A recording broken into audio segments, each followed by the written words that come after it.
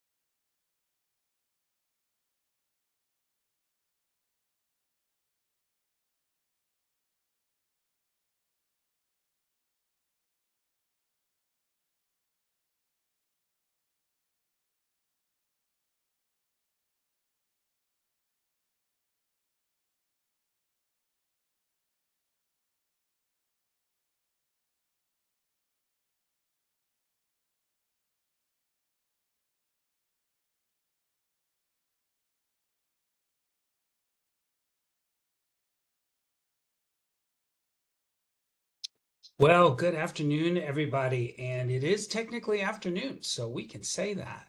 I want to thank you all for joining us today for the first community conversation from the Office of Our Health for 2024. So as you may, if you joined us last year, know that we did these every other month, roughly, on various topics throughout the year. And we'll continue to do that again in 2024.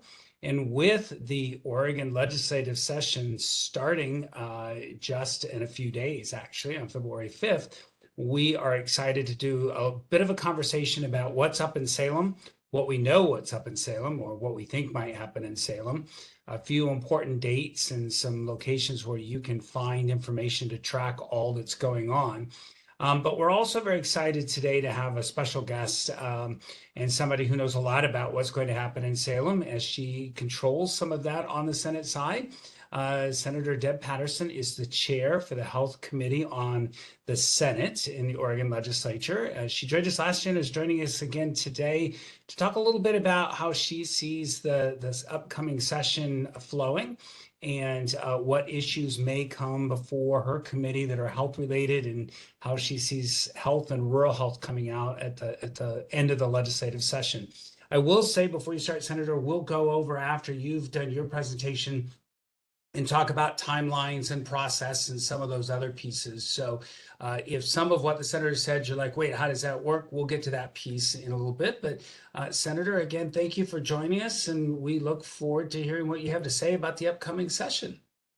Well, thank you so much, Robert, and thank you for the invitation to be here, and good afternoon to everyone. I see some familiar names, and it's nice to see you here. And the sun is shining in Salem, and it looks like from some windows I see behind you, the sun is shining in some other places today too. So it's a nice break from the weather. And speaking of rural health, I just want to shout out the farmers, because during this ice storm that we just were able to stay home in our house for and do things on Zoom if we still had electricity, right? The people who were taking care of cattle and other animals, and they were out there every day. So, and thank you to the rural healthcare providers who may have had a harder time getting to hospitals and other settings. Thank you to the firefighters. I'm thinking of the people over in Monmouth and Independence who had a lot of extra calls to pick up folks who had broken limbs because of falling. And Dallas Hospital was, I see Denise Bowles here. I know that the Salem Health the ER was filled, as was the Salem's Dallas Hospital. So thank you to all who were there always, including in these really challenging weather events. So related, it's a short session. And so it's not that much is going to happen in healthcare, I will say, to be honest with you, in the Senate. The big bills for our session, as you've been reading in the papers and elsewhere, are going to be discussions around the governor's housing proposal and around the work of the Joint Committee on Addiction and Recovery related to fixes to Measure 110. And so while I'm not prepared to speak on behalf of either of those, either Governor Kotek or that committee, I will say that that will be taking a lot of the effort and energy with around the, and frankly, funding from the short session. So the Senate Healthcare Committee has 3 committee bills that are rather modest. I will say, I don't know if you're also going to be talking to Representative Nose. There is, who is the chair of the House Healthcare Committee. They do have an omnibus bill with many different things, and I would urge you to reach out to him as well. But our 3 committee bills are bills that are continuations of work that was left unfinished at the end of the last long session.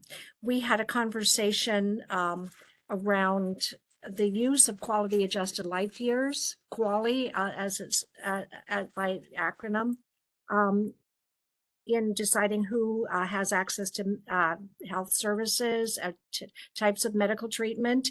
And Disability Rights Oregon was very concerned that use of that metric in determining whether or not a person has access to care may negatively impact the chance for people to receive needed medical care. And so, and the Oregon Health Authority was concerned that without using QALY, they would not have access to needed research that referenced QALY. So we had an informal work group, met a number of times with both OHA and Disability Rights Oregon and Senator Sarah Gelser-Bluen, who was the author of that bill, and as well as the director of HERC and the Health Evidence Review Committee. And we've come to language now where we're all very language proposed by the Oregon Health Authority that the Disability Rights Oregon and others have agreed that it looks right. And so I think that that will be a bill we'll have consensus on and be able to move that forward. In addition, as you know, at the federal level, Medicare caps for insulin products now are $35. We also included in that QALY bill, which has a relating to clause of relating to healthcare. We will be recommending moving forward the recommendation of the Prescription Drug Affordability Board to cap the cost of insulin products at $35 copays as well for people on the Oregon Health Plan and on private insurance. So the second committee bill again grew out of a bill that was under discussion in the last session, and that was a bill of conversations between the pharmacists who brought the bill, the Oregon Pharmacy Association, and independent pharmacists who wanted to expand the scope of practice for pharmacists to be able to test for a wider variety of conditions. Currently, they can test for COVID and treat for that. Physicians raised concern in testimony last time that expanding to things like testing for urinary tract infections perhaps could be detrimental to patient safety. And so we again had an informal work group. And that will continue beyond the short session. But at the moment, there seemed to be agreement that we could extend what is happening at the federal level, the ability for pharmacists to test for COVID and to treat that it ends in September of this year. So if we don't do anything right now, we won't be able to, that'll just end. So the group agreed to bring forward a committee to suggest the committee bring a bill to extend that, but sunset it at June 2026. Again, it's a rather modest bill. And the third, though, it grows out of the work of the hospital discharge task force, which has bicameral and bipartisan support. In the Senate, Senator No, I'm sorry, that's bicameral support. Yeah, Representative Goodwin from the House serves on that, as do I.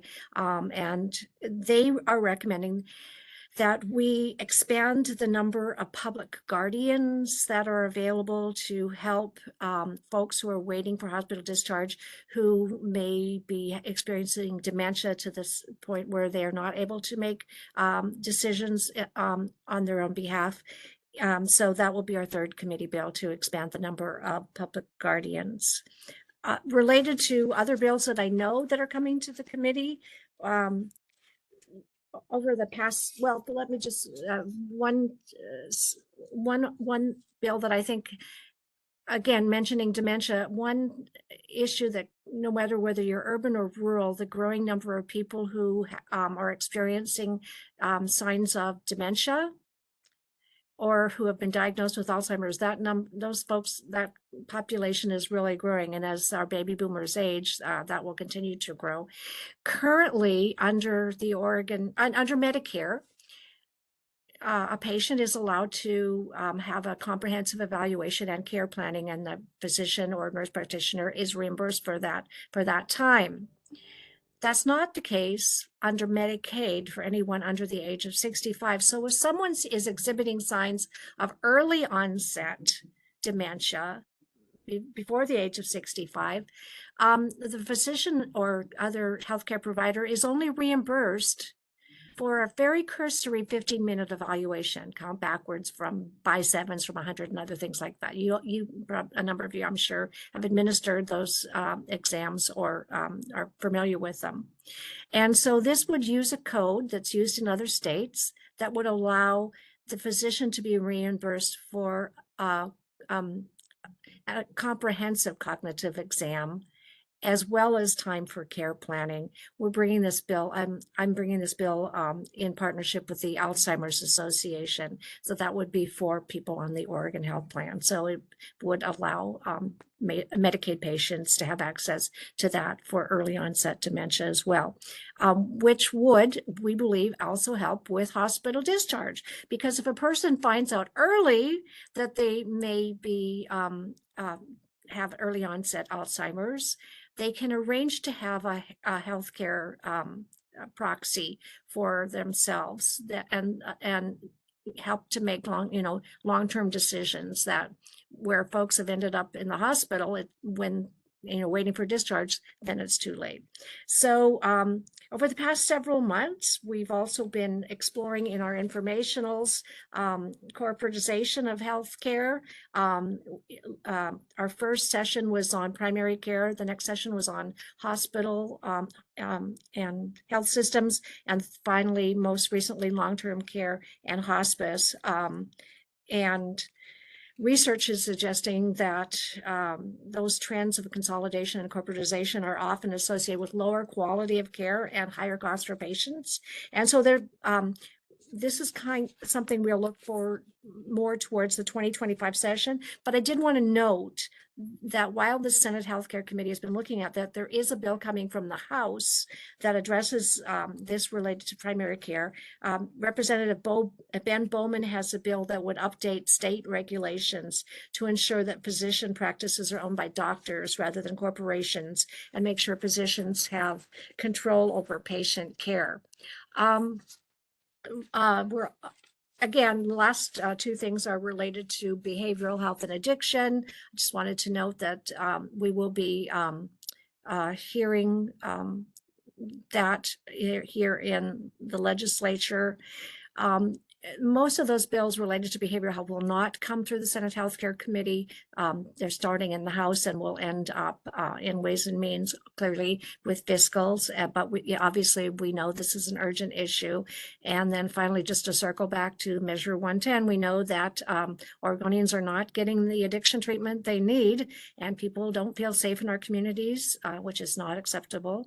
And so I eagerly we're looking forward to continuing to work with colleagues on both sides of the aisle to find a solution. And as you know, the Joint Committee on Addiction and Community Safety Response has released their legislative proposal earlier this week, which is available for you to view now, I believe, on the Oregon Legislative Information System, OLIS.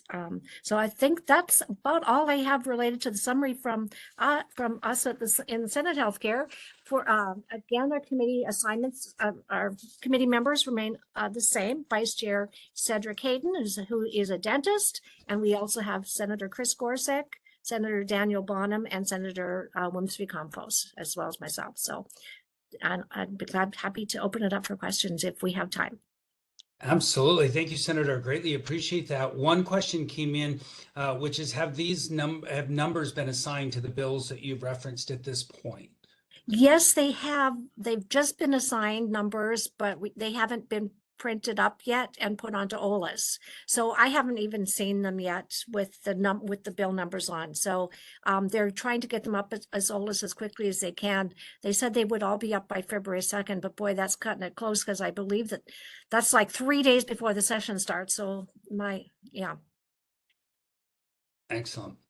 Well, thank you. I'm happy to I'm happy to, after this meeting, get you a list of all of those bill numbers, if that would be helpful, and you could get those out to folks if that would be of any use. That'd be great. Thank you. Yeah. So we'll get those out to everybody who's registered so that they have that. Senator, this is very helpful. You mentioned the short session versus a long session, which does mean everybody stays a bit more focused and a little bit more limited on the number of bills. I know there was some concern after the regular session last year that not everybody would want to come to town for a session this February. Do you feel like the outcomes of this short session will be more bipartisan than what happened last term? Are you feeling confident? Honestly, the senators that I work with, and Representative Goodwin in the Hospital Discharge Task Force are so collaborative. I really appreciate that, and I don't know why that collaboration wouldn't continue. I'm very grateful for that. Senator Hayden is awesome. I look to him for a lot of his insights on many things. He's been in healthcare for a long time, and each person brings their expertise. Senator Bonham and I are on 2 committees together, and I'm really grateful for the chance to now this is my 3rd year, and the longer I'm here, the more it's possible to get to know people. The first year was hard because it was the pandemic, right? And we were all just on Zoom. It's hard to get to know each other on Zoom. I'm glad we're back in person, and it'll be even better in 2025 when the building is open all the way, right? Absolutely. Right now it's sort of halfway open. The committee rooms are open, and I would urge people to testify either in person or remotely. The committee rooms are open, but all meetings are on OLIS, and there's always an opportunity for all public hearings for people to sign up and testify either in person or remotely. Excellent. Thank you.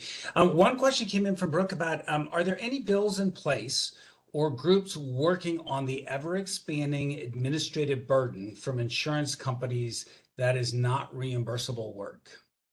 That is a very good question, and I'm not aware of any, but please, Robert, please feel free to share my Senate email. It's just sen.debpatterson@oregonlegislature.gov, because be in touch with us about, as we look forward to legislation for 2025. We are beginning to have those conversations right now. So it's not too late. By November of this year, all of those will have to be submitted. So please do be in touch sooner rather than later to have those conversations. But I'm not aware of any. You do know, though, it's possible to, thank you for putting that on there. Someone put it in the chat. It's also possible to reach out to the Department of Consumer Business Services, who oversees insurance, and make that comment there too as well. With being a short session, some people often look at this as a trial session for what may come in the next long session next January. Do you see some key healthcare bills that may get, if not introduced, at least have an informational hearing that might show us what's coming in 2025? Well, as I mentioned, the hearings that we've been having over this last year around the corporatization of medicine, the consolidation, we see these conversations happening across the state, particularly for rural healthcare providers. I don't know if anybody read the issue of modern healthcare that came out this morning, but they're talking about a large clinic that was purchased by a large group. They will hope to by a large for-profit group that was hoping to sort of flip the clinic, right? Like flipping houses. Now you can flip medical practices, and they were looking for a buyer to so that they could recoup and make some profit on their investment. There was no buyer, so they're simply shutting down the clinic altogether. So that community won't have access to those physicians practice, that physician group practice anymore. And so these are trends to watch as we look towards the 2025 session, because I mean, I'm not commenting on, I'm not privy to the process and about the talk about merger between OHSU and Legacy, nor the purchase of the Corvallis Clinic by United Healthcare. But these are things we're aware of and we should be watching. And so as we look to the 2025 session, I would be certain that these will be part of that larger conversation. Also, workforce development in healthcare, support for residencies. We must grow those across our state so we can keep more doctors, because it's known that doctors, whether MDs or DOs, often stay in the place where they've done their residencies. If they've married and had children during that time, they don't want to uproot everybody. They're already happy and settled and have patients and know the systems. So there's a lot that we can be doing. So I'm, and again, please talk to Representative Nose, because there's an omnibus bill over there with a lot in it, and there'll be more stuff coming down the pike. Although, the timeline is that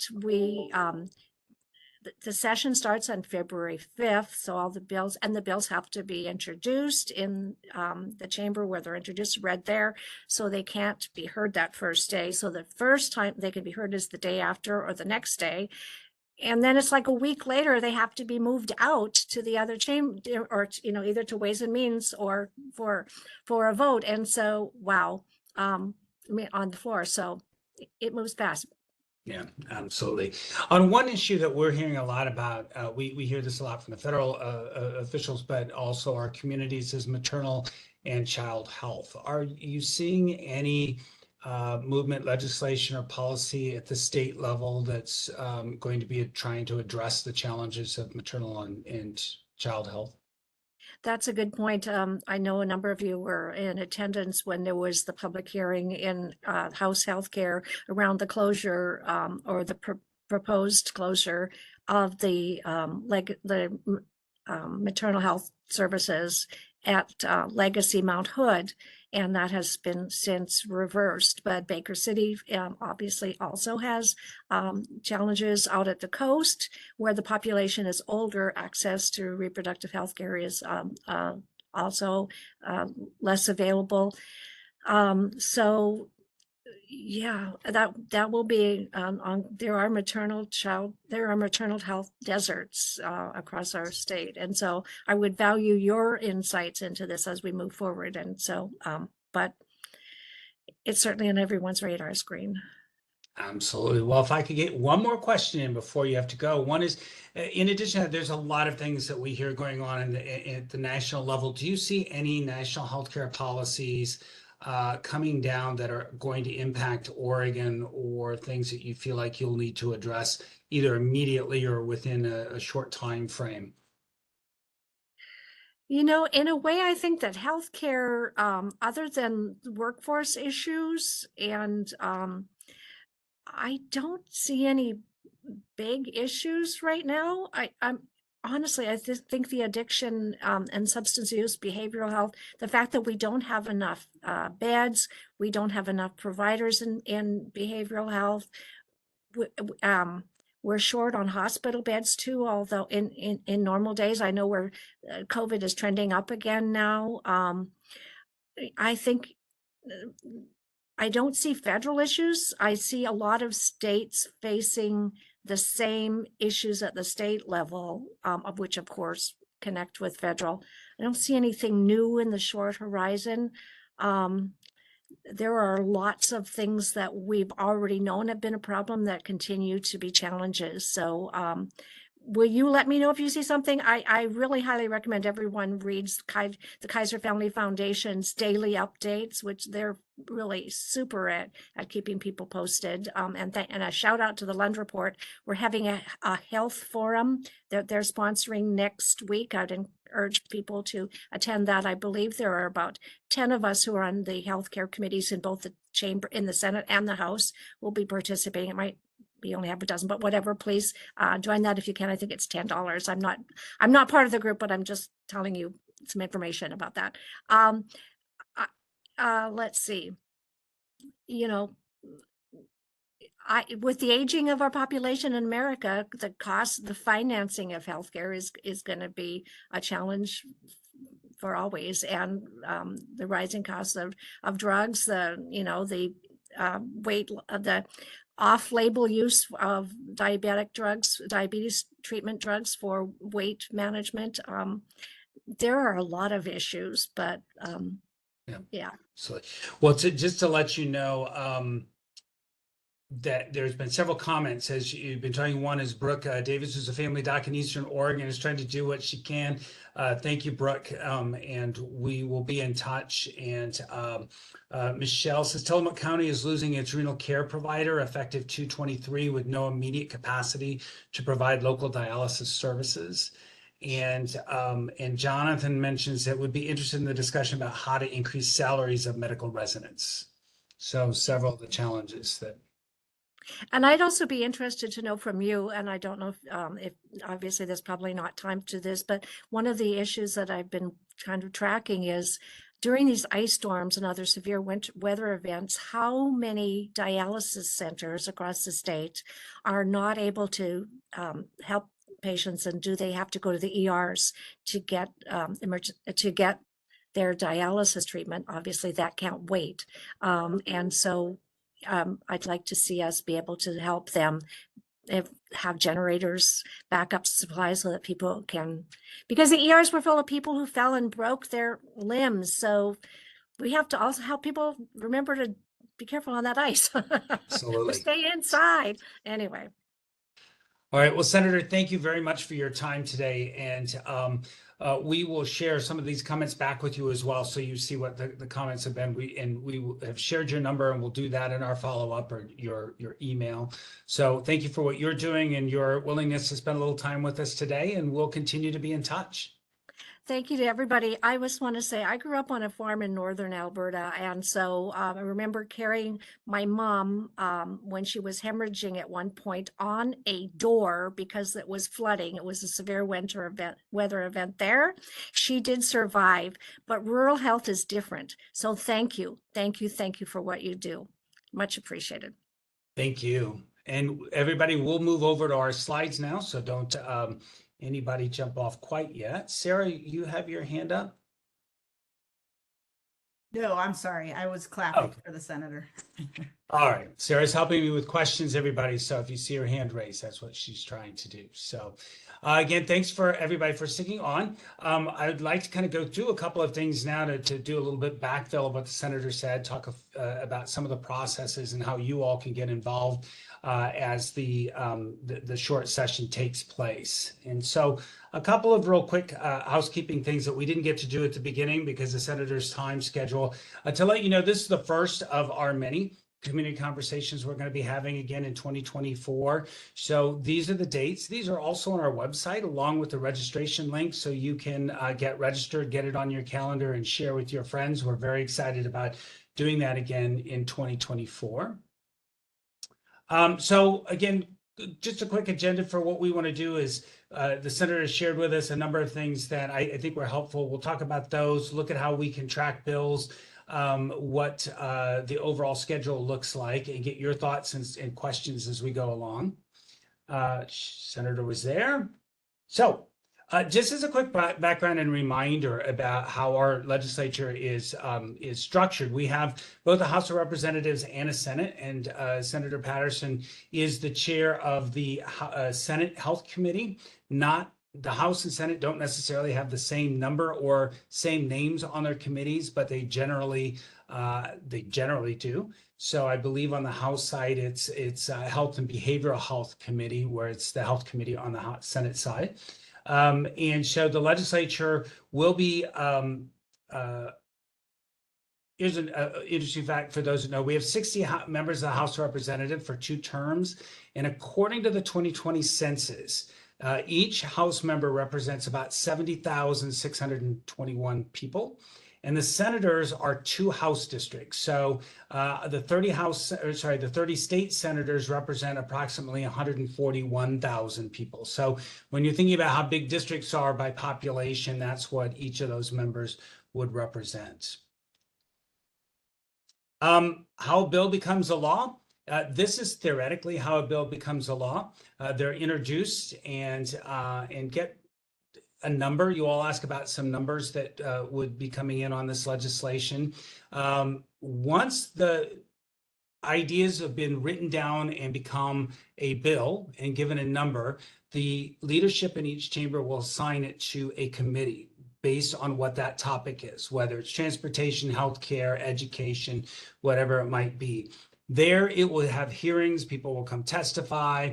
They'll do what are called work sessions. So after all the public hearings are held, then they will talk about it and decide whether they're going to amend the bill or not. And if so, they'll do that during the work session, and then they vote it either up or down. If it's voted up and voted out, then it goes back to the Senate or the House floor, depending on the chamber it originated in, and it will be heard by the full chamber. Once that's done, if it is passed, it goes to the other chamber for that same process. And so it takes a little while to get all the bills through on both sides, particularly if there are amendments. If the House passes a bill and sends it to the Senate, and they do hearings on it and they amend it and make changes, they send it back to the House to either approve with those changes or to reject it and send it to what's called a conference committee. And then both sides get together, work out the differences, and they can either pass it or not, depending on what happens there. So in a short session, which is 35 days,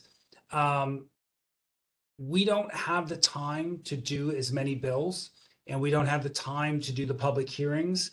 And an important thing that people need to remember, that when the House Speaker and the Senate President, the 2 leaders of those chambers, come together and open a legislative session, they have to have an exit strategy from day one. They have to know what priority topics they're going to do and how they're going to begin, not down to every detail, but how they're going to move all of that information and all that legislation in the required amount of time in order to have a successful session. So this going into short session, each committee, and Senator Patterson referenced the 3 committee bills that they were going to introduce, meaning that the committee is the one that actually created those pieces of legislation and put them in. They get 3 bills. Each member of the legislature can introduce 2 bills. So right there, as you know, is 180 bills if each member actually introduces 2 pieces of legislation.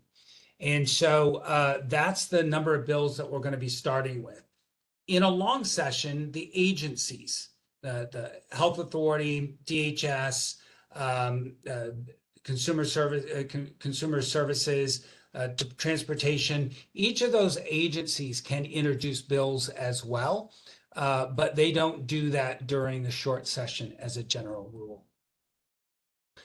The 3 leaders that are going to really drive a lot of what happens this year, the governor, and while she is not a member of the legislature, she does have influence over larger topics because she's been talking about a lot of things during the interim since the last session, including Measure 110, housing, behavioral health. So the agenda that she's been talking about will help drive the direction of the legislature.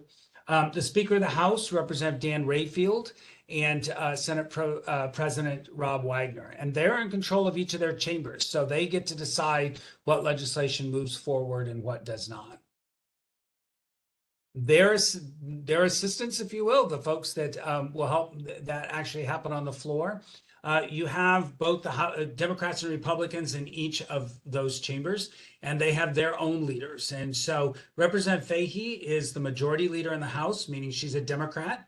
And Representative Helfrich is minority leader. I believe this is going to be his first session as minority leader. I think there was a change during the interim. On the Senate side, you have Senator Lieber, who is the Democratic Senate Majority Leader, and on the House, the Republican side, Senator Tim Knopp, who has been the leader of the Republicans for a period of time. As I mentioned, we have the short session. It is 35 days, and it starts the first day of February.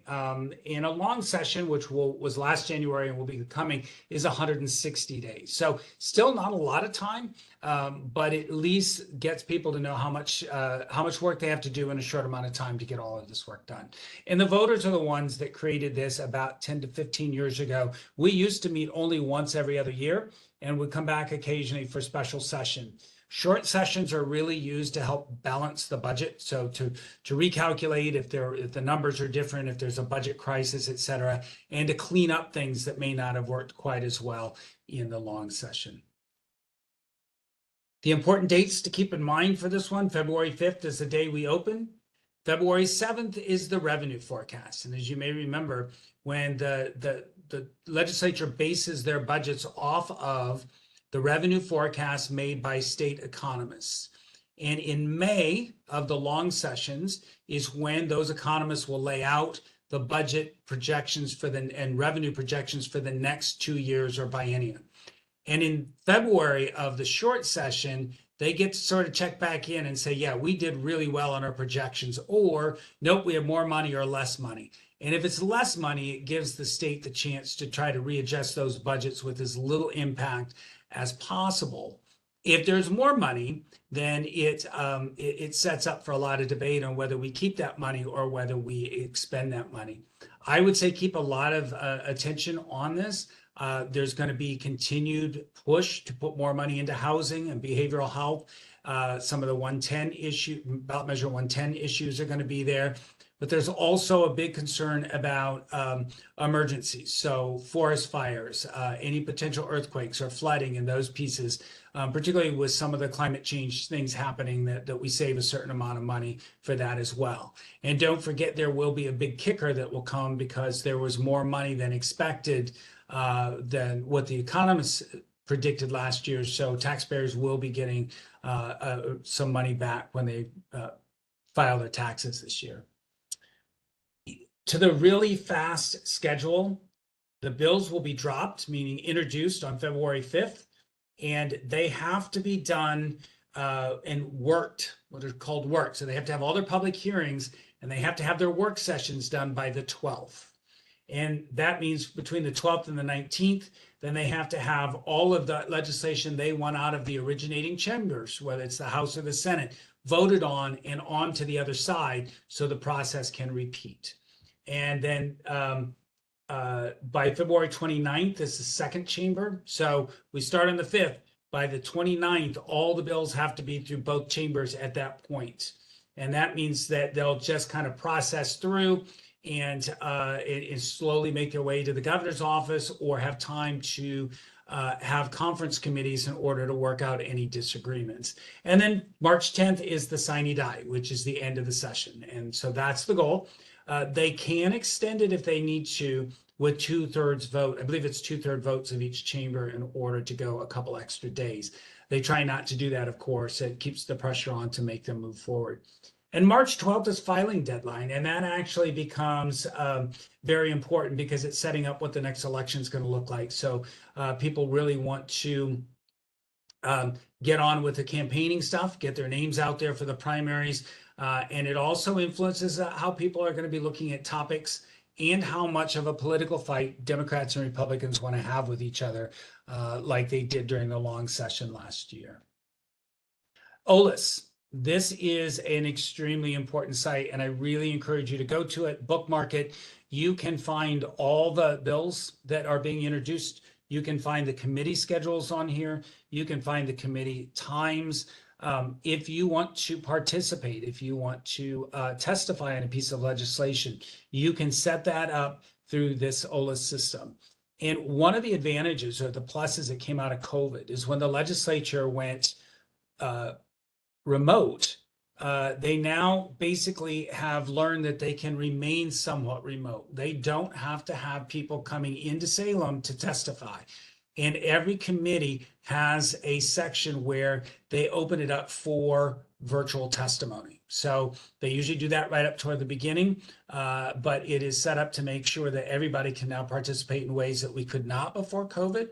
So there's all the steps on this website that will tell you how to do that. If you have questions about testifying, you want to do that, you're not sure how, not sure about how to put testimony together, please reach out. I put my email address in the chat. If you know somebody else at the Office of Rural Health, reach out to any of them and they can work with me and we will get you that information because your voice is really, really important. I encourage you to go look at the committees because if you look at the committees and find out that on the healthcare committee or a housing committee or something where there's an important piece of legislation and your member is on there, you have even extra influence. So we encourage you to reach out and share your experiences. We are happy to help you do that.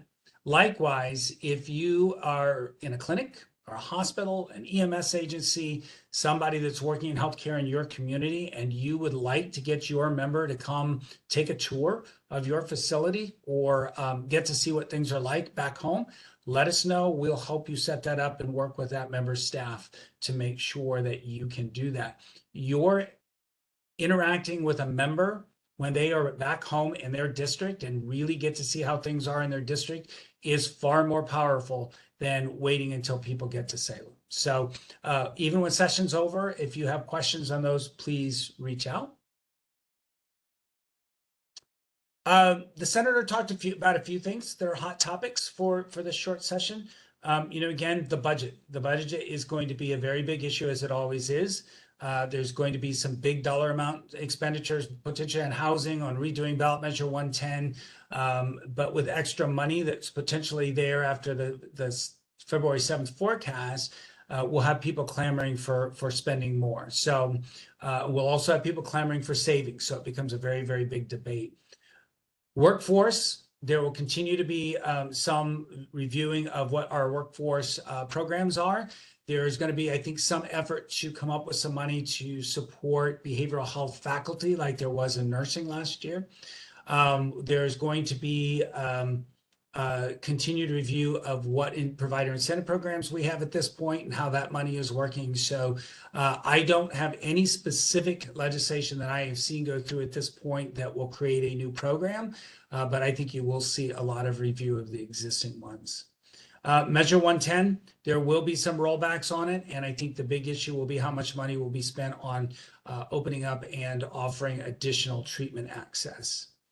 There is legislation out there to look at how we deal with home health care, including creating an agency that would work to support the home health care system on things like HR and billing, some of the pieces where our smaller home health care units are just not able to operate and support themselves. And that has a particular impact on rural. So that'll be a big one to watch and see where that goes.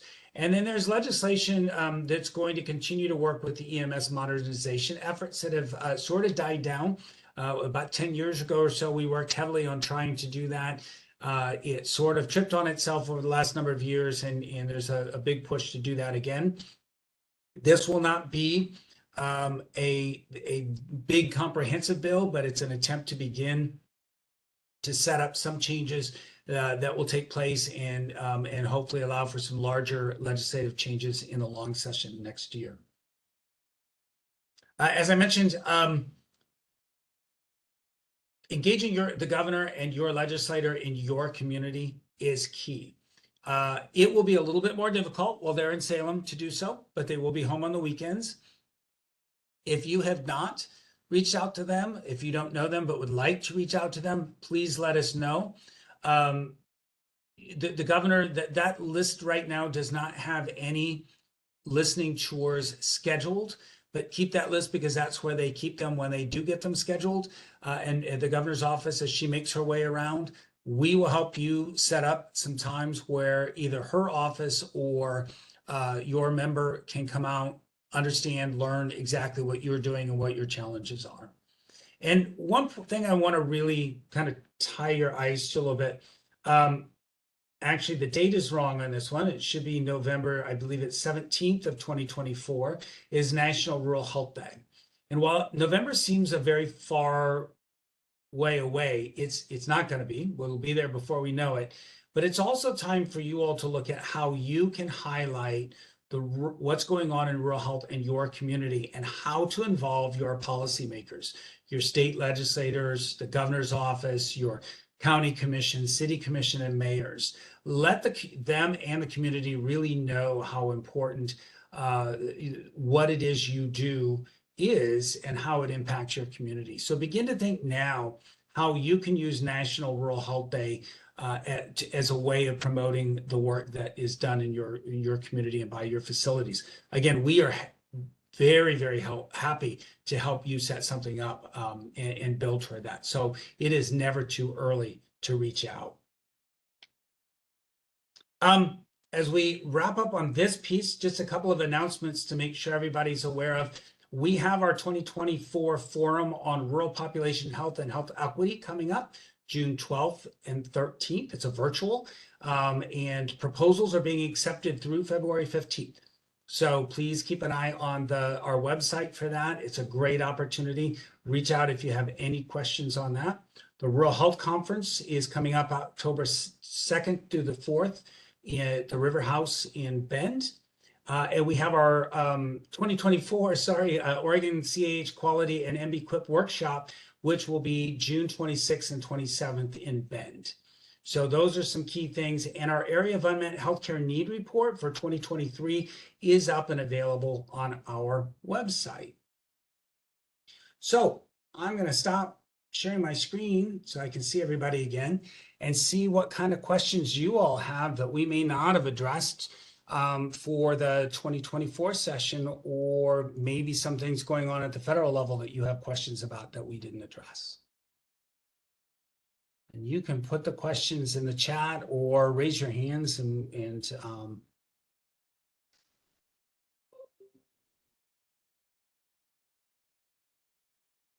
oh, no questions. All right, must mean we did a good job. Oh, nothing about 340B.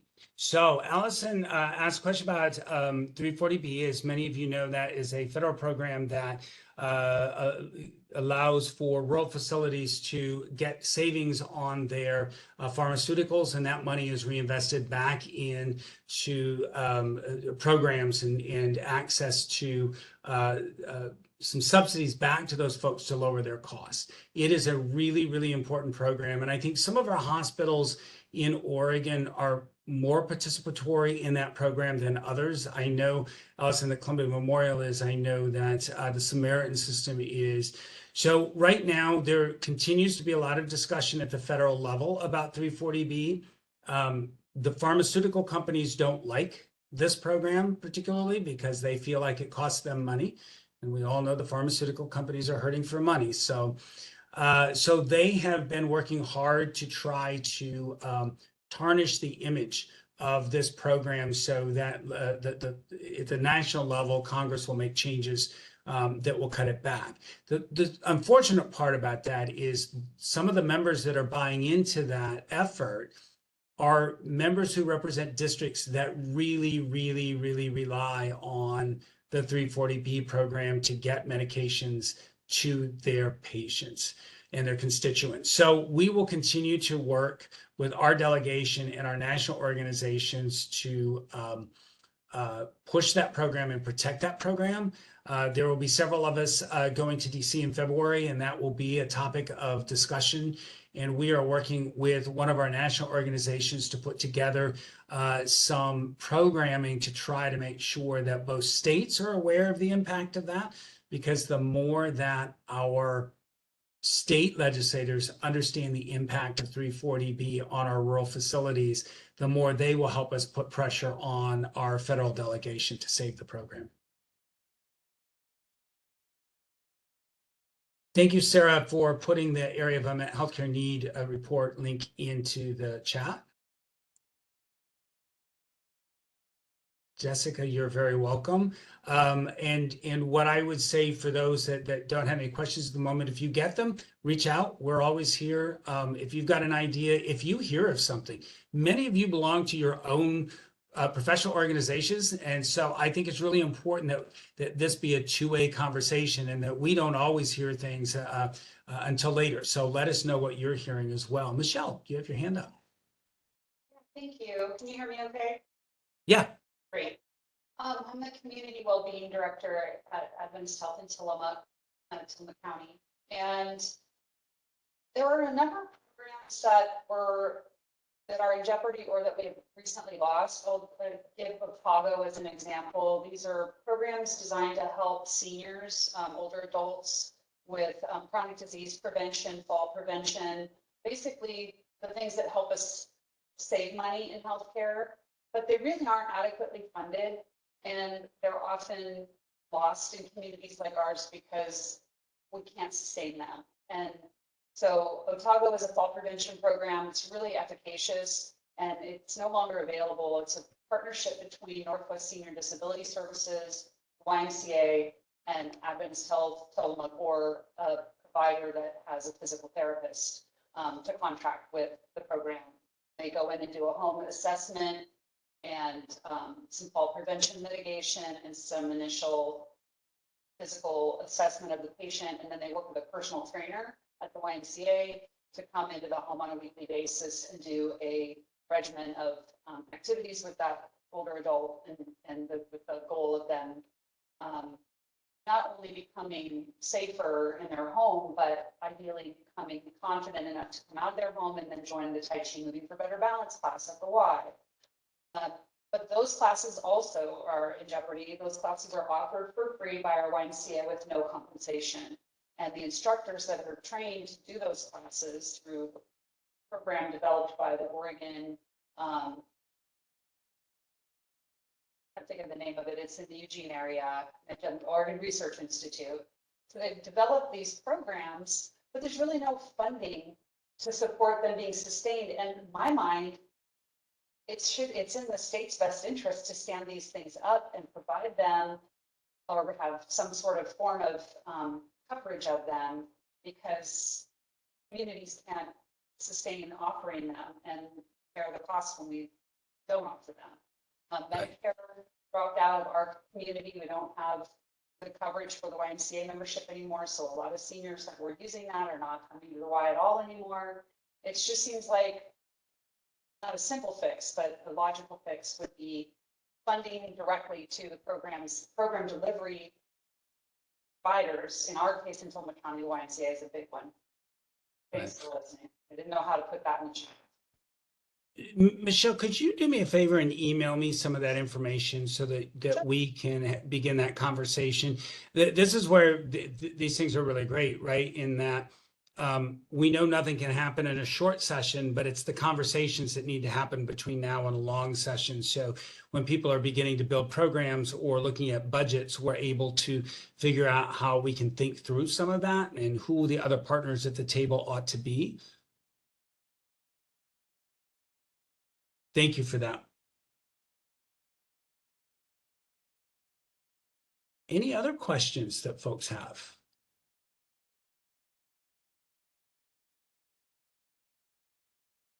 Well, thank you all for your time, your input, and particularly, I know you're busy, so to take your lunchtime, I greatly appreciate it.